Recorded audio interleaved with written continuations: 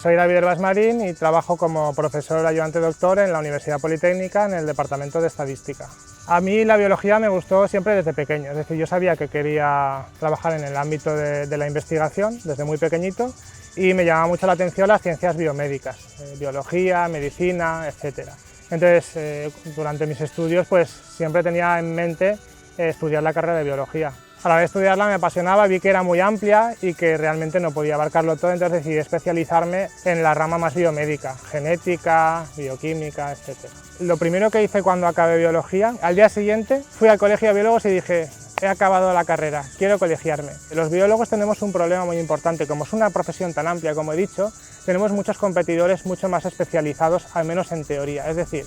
al final las administraciones cuando quieren contratar a alguien para algo que tenga que ver con animales, buscan a un veterinario, no buscan a un biólogo. Algo de árboles, ingeniero agrónomo o ingeniero de montes, porque la biología parece como que es que ves demasiadas cosas, pero es mentira, porque tú cuando estudias biología te puedes especializar.